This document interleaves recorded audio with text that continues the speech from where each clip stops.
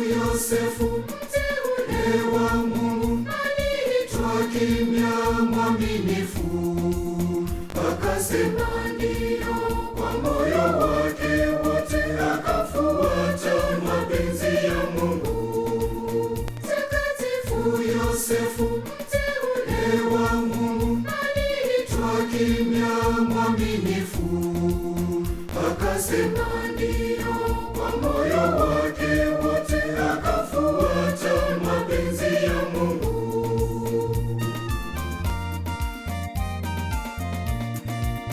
Imani, utiifu na unyenyekevu, Yosefu aliishi mapenzi ya Mungu. Katika sala, kazi na upendo wa kweli, mlinzi wa mabikira, mfano wetu leo, tena wa familia, mfano wetu.